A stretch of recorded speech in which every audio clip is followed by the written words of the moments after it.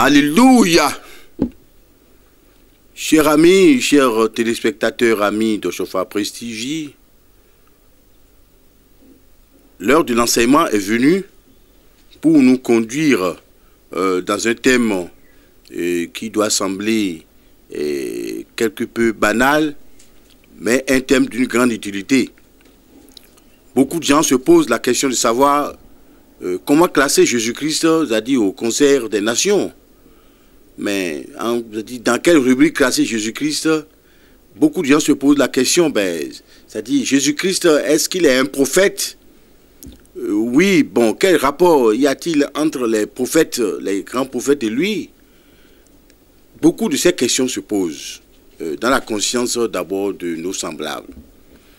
Jésus-Christ est au-dessus des prophètes. Il est plus grand que les prophètes que nous connaissons. D'où le thème, il est plus grand que les prophètes, notre Seigneur. Notre Seigneur Jésus-Christ est au-dessus de la prophétie parce que il est la source d'abord de toutes les prophéties que l'humanité a connues. Jésus-Christ est le sauveur. On ne saurait l'assimiler à un niveau aussi bas, c'est-à-dire pour voir en lui d'abord un prophète. Il est au-dessus de tous les prophètes. Et voilà l'enseignement qui va pouvoir nous renseigner. Alléluia.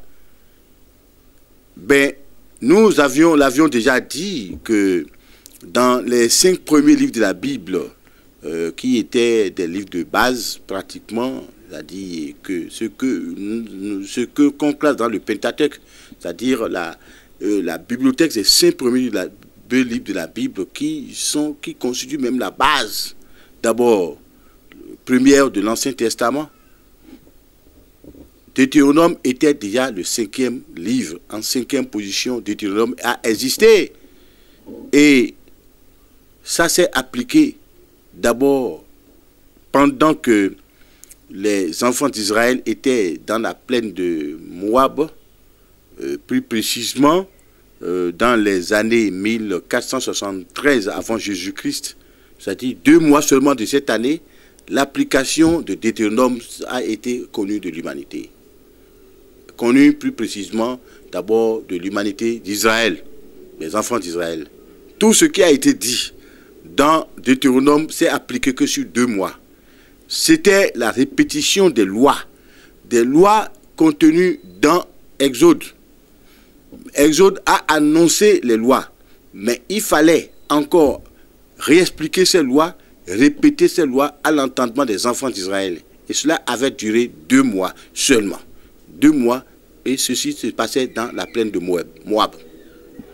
Pas Moïse. Chers amis, chers téléspectateurs, et oui,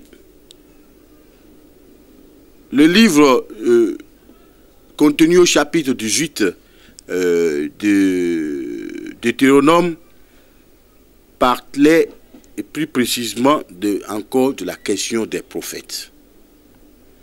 Vous savez, Moïse était seul à aller rencontrer Dieu. Et au départ, Dieu lui a parlé par le buisson. Dieu lui a parlé à plusieurs reprises à travers d'abord beaucoup d'autres énigmes. Il entendait, lui, la voix de Dieu. Il avait en lui et lui seul le don de la prophétie. Dieu lui parlait. Il annonçait les choses à venir. Dieu lui dit, ça va se passer comme ça. Vous allez faire comme ceci. Vous allez faire comme cela. C'est-à-dire, donc Moïse avait d'abord cette aptitude de la prophétie. Mais la jalousie humaine étant au rendez-vous d'abord de l'existence de Moïse, les enfants d'Israël avaient commencé à un moment donné et à lui dire, est-ce que c'est à toi seul que Dieu va parler? Nous aussi on veut entendre. C'est la source d'abord de l'existence, d'abord de la multitude de prophètes qu'on aura connus après Moïse. Chers amis, chers téléspectateurs, c'est de l'histoire. Nous voulons aussi que Dieu nous parle. Mais Dieu lui a dit, oui, c'est ce qu'ils veulent. va leur dire, moi je susciterai d'abord des prophètes comme toi parmi leurs enfants et je leur mettrai d'abord dans la tête et dans la bouche mes paroles et ils vont annoncer aussi au peuple. Alléluia. Je vais susciter des prophètes comme toi, Moïse. Et puis là, ils vont annoncer au peuple d'abord ce que toi, je te dis de leur annoncer aussi. Ils seront des prophètes aussi.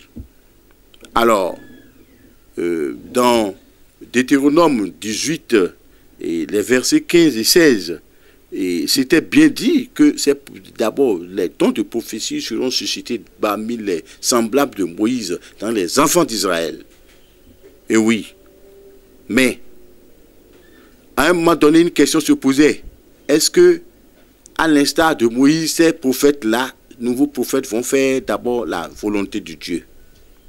Est-ce qu'ils vont annoncer les oracles de Dieu autant que Dieu aurait voulu? Parce que la chair aussi serait venue au rendez-vous des choses. Ben vous savez, j'ai dit, les prophètes, quand Dieu a commencé par leur parler, il a commencé à dire à un moment donné, tout ce qui vient de Dieu s'accomplit. Ils se sont dit, ah non, Moïse dit à ton Dieu, que vraiment, qu'est-ce que les enfants d'Israël veulent alors? Ils ont voulu avoir la prophétie encore parmi eux, mais en définitive, qu'est-ce qu'ils veulent quand Dieu s'est mis à leur parler? Mais il y a eu une scène difficile. C'est-à-dire la perversion est rentrée dans les prophètes d'abord qui ont été suscités aux yeux de Moïse. D'autres ont commencé par dire des oracles au nom de Dieu qui ne s'accomplissaient pas. D'autres ont parlé à partir d'abord des desseins de leur propre cœur. Mais Dieu a dit à Moïse, au verset 20, et 21 et 22, plus précisément, de Deutéronome 18, mais quelque chose. Mais quand un prophète annonce un oracle qui ne s'accomplit pas, ce prophète n'est pas de moi. Il a agi selon son propre cœur, selon sa propre conscience. Donc comment reconnaître les prophéties qui viennent de Dieu? C'est ça qui est alors assez important et qui doit nous servir aussi d'abord de questions à poser à l'humanité. C'est-à-dire, le monde est rempli d'abord de prédicteurs, d'annonciateurs, de futuristes, c'est-à-dire sur l'avenir des nations. Mais est-ce que tous sont venus de Dieu? Est-ce que tous sont vraiment venus d'abord de l'Éternel?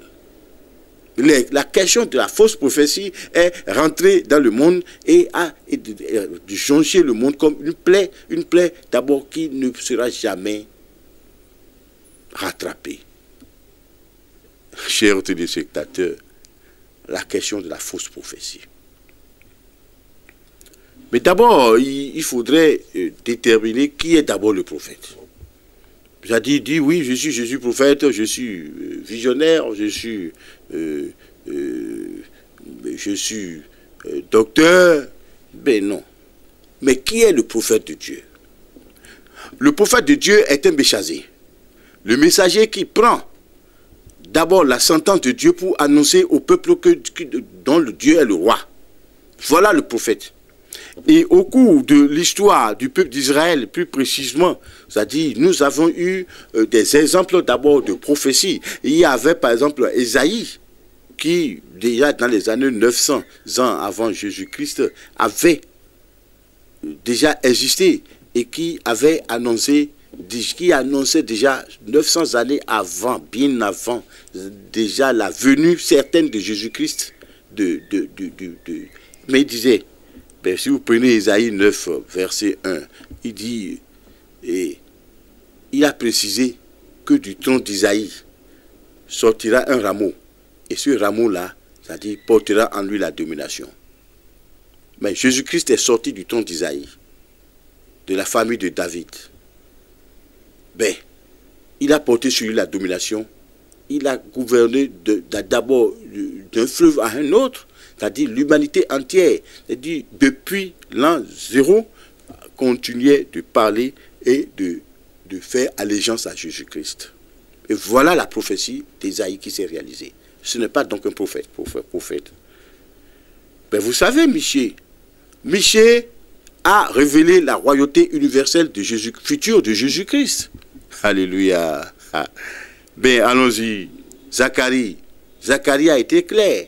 Zacharie a annoncé, lorsque nous étions à 400 années, avant même la venue de Jésus, certaine venue physique de Jésus-Christ, ça dit qu'il allait être là comme un Messie. Oui. Voilà la prophétie qui vient de Dieu s'accomplit. Mais quant à Joël, Joël a précisé que la puissance de l'Esprit Saint va aller désormais sur toute chair. Et toutes ces chairs, c'est-à-dire après plusieurs siècles, on commençait par connaître d'abord l'effusion du Saint-Esprit parmi les hommes. Le Saint-Esprit est tombé sur la terre des hommes et s'est manifesté comme la puissance active même de Dieu à travers les hommes, au sein des hommes. Voilà de la prophétie. B. Daniel, prophète de la captivité, c'est-à-dire Daniel a été amené parmi puisque les enfants d'Israël ont été désobéissants vis-à-vis de Dieu, Dieu les a permis qu'ils aillent en captivité en Babylone. Mais Daniel a été suscité par l'Éternel des armées pour dire, toi, tu vas exister pour suivre ce peuple-là, pour que je leur parle pendant le temps de leur captivité. Daniel a été le prophète de la captivité. Tout ce qu'il a dit, s'était accompli. Ben, le roi Nebuchadnezzar a été adulé par l'explication des songes et de ses visions. Alléluia. Mais c'est ça la prophétie de Dieu. La prophétie qui vient de Dieu. Ben, tous les grands prophètes, c'est-à-dire, ont été installés par Dieu dans le temps, dans les siècles, pour annoncer d'abord la future venue de Jésus-Christ et de sa mission salvatrice sur l'humanité. Voilà le rôle des prophètes de Dieu.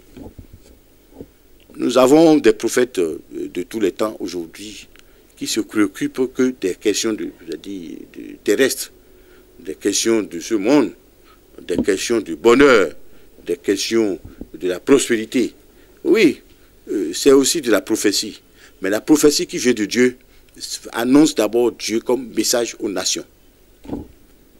Mais Jésus-Christ est au-dessus alors de tous ces prophètes, parce que tous ces prophètes n'ont existé que pour d'abord le signaler à l'humanité.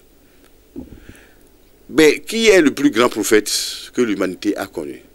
C'est le prophète qui a indiqué Jésus-Christ aux nations. Et ce prophète-là, c'est Jean. Mais Jean, en Jean 1, versets 29 et 30, mais Dieu a suscité de Jean pour qu'il montre le Christ, pour dire voilà, l'agneau de Dieu qui est venu ôter les péchés de l'humanité. Et oui, c'est de la prophétie, et c'est une prophétie qui est restée universelle. Cette prophétie était projetée à la face des enfants de la Judée, mais aujourd'hui, à la face des enfants du monde entier que nous sommes. Le péché qui est venu, le péché de l'humanité dont nous sommes aussi porteurs, a été enlevé par Jésus-Christ. Donc, comment voulez-vous que nous considérions simplement Jésus-Christ comme un simple prophète? Non. Jésus-Christ, il est au-dessus de la prophétie. Ben, vous savez, la description de la personne de Jésus-Christ était déjà précise à travers de la puissance salvatrice de Jésus-Christ sur la mort, par exemple. Parce qu'aucun prophète n'a eu victoire sur la mort. Mais aucun prophète d'abord n'a transcendé la mort. Mais voyons, dans Luc chapitre 7, des versets 11 jusqu'à 17, l'enseignement est resté quand même têtu. C'est que dans Luc 7, 11 à 17, il était question de la résurrection du fils de Naïn par Jésus-Christ. Et plus précisément au verset 13 et 14, lorsque Jésus-Christ toucha au cercueil de Naïn, le mort se leva et est revenu en vie. Il est revenu à la vie. Et les gens se sont dit au verset 7, mais quel est ce grand prophète-là? Ce prophète qui est au-dessus des autres prophètes. Voilà l'exclamation des personnes d'abord de Jérusalem en ces jours-là. Et celui-là, il a guéri. Non seulement qu'il a guéri, il a ressuscité des morts. Il a ressuscité. Mais vous saviez qu'il a ressuscité la fille de Jairus déjà quelque part là-bas. Mais Lazare aura été ressuscité. Il avait puissance sur la mort. Mais la question dans laquelle il est, c'est-à-dire, il est plus puissant encore, c'est qu'il est allé au séjour des morts. Mais vous savez, Satan a pensé qu'avec la mort, c'était fini. Les côtes de Jésus-Christ ont été percées. Le javelot est rentré dans sa chair. Il a été crucifié sur la croix. Les gens se sont rendus compte qu'il est vraiment mort. Mais les 3 jours passés dans les seins de la terre, c'était déjà le mystère prévu par Dieu pour le rendre puissant et vainqueur sur la mort. Parce qu'il a eu l'occasion d'aller détruire définitivement la mort dans le séjour des morts. Alléluia. Et ça paraît sublime. Mais la mort de Jésus-Christ, c'était d'abord le symbole même de la victoire éternelle sur la mort que l'humanité devrait connaître. Et cette mort-là, la mort de Jésus-Christ, c'était l'expression totale de la victoire de Dieu sur Satan. Jésus-Christ a été au séjour des morts, les 3 jours passés dans les seins de la terre, relatif et à l'histoire de Jonas. Mais Jonas est rentré dans le ventre du poisson, mais déjà mort. Parce que c'est quelqu'un qui est avalé par un poisson, est asphyxié, il meurt. Il est rentré dans le ventre du poisson. 3 jours après, il a été rejeté, et en vie. Il est passé par la mort pour revenir en vie. C'était une ombre des choses qui devaient venir plus tard. C'est-à-dire l'ombre qui annonçait d'abord la venue du Christ, c'est-à-dire vainqueur de la mort. Alléluia. Et Christ a dit aux pharisiens et sadducéens qui demandaient encore un autre miracle, il dit, vous ne verrez plus d'autres miracles en dehors de celui de Jonas. C'est-à-dire aussi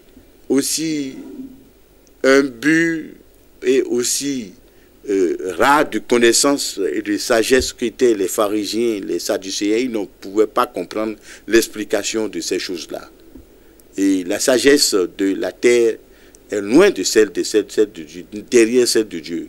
La celle de Dieu, ça cache des choses aux hommes. Celle de Dieu, ça rend du sublime. Le miracle de Jésus-Christ, c'est-à-dire dans les seins de la terre, vient expliquer définitivement le miracle d'abord de Jonas dans le ventre du poisson.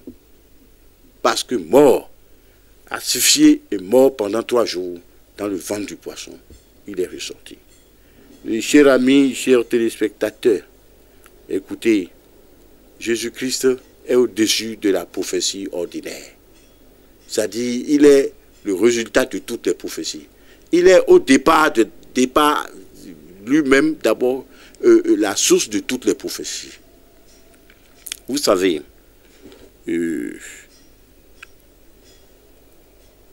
en Colossiens 1, verset 15, plus précisément, dans le cadre de la doctrine, Paul annonçait qu'il était le premier-né de la création. Jésus-Christ existait avant les prophètes. Il existait avant le monde. Il existait avant tout ce qui a été créé. Il était présent d'abord au jour de toute la création. Donc, voyez-vous, nous ne pouvons pas toujours comparer. Jésus-Christ a un prophète humain? Non. Jésus-Christ est au summum de la prophétie. Mais, écoutez, les gens demandaient, quand il avait ressuscité Naïn, il a ressuscité, il est sorti du cercueil, il a bougé et est revenu en vie. Les gens disent, quel grand prophète.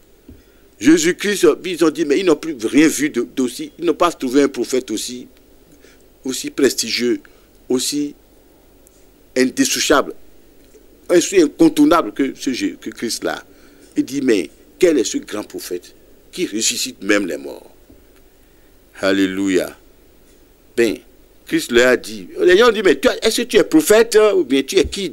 Mais finalement, ils ne comprennent plus rien. Ils disent, mais tu es qui hein, au juste? Dis-nous qui toi tu es. Est-ce que tu es prophète ou bien tu es quoi? Jésus-Christ leur a dit, mais prenez le verset 26 de Luc 7. Ben, il est clair.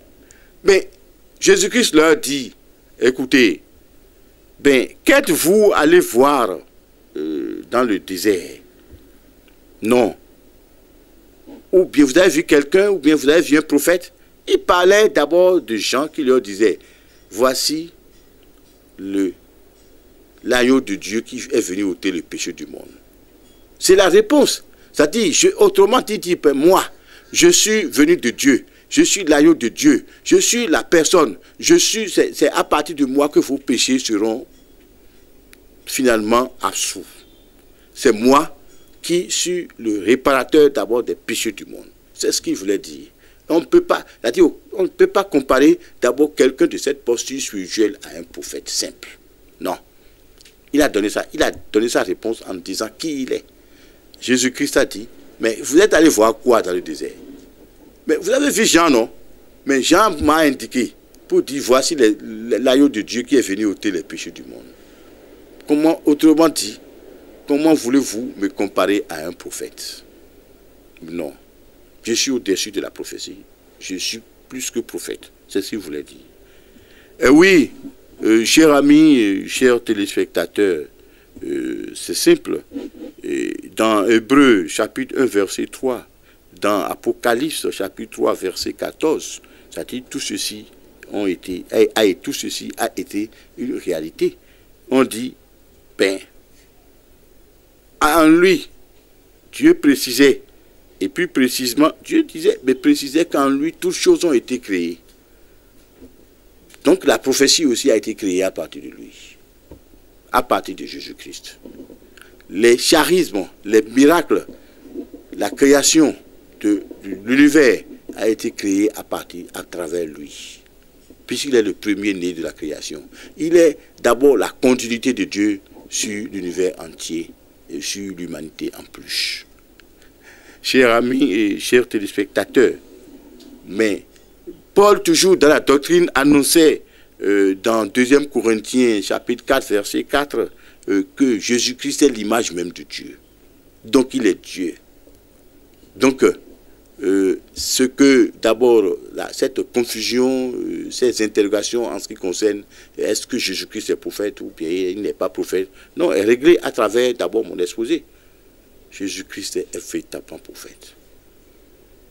Mais les hommes n'ont qu'à réfléchir. Il y a des prophètes sur la terre qui ont eu d'abord de petits attributs d'abord de la part de Dieu pour annoncer d'abord la grandeur de Dieu aux nations, pour annoncer les sentences de Dieu aux nations, pour annoncer d'abord la volonté de Dieu à son peuple. Si vous êtes prophète, vous êtes parmi ceux-là, mais vous n'êtes pas le Christ. Le Christ est bien différent. C'est le prophète des prophètes. Lui, c'est-à-dire c'est le faiseur des prophètes. Il est le faiseur des prophètes. Alors, Jésus-Christ, il est quoi pour toi?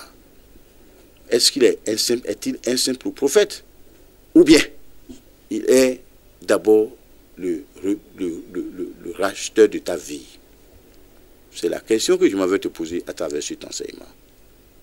Jésus-Christ, certains l'appellent roi des rois.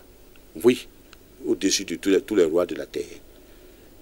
Docteur des docteurs, parce qu'il guérit au-delà de la guérison des hommes.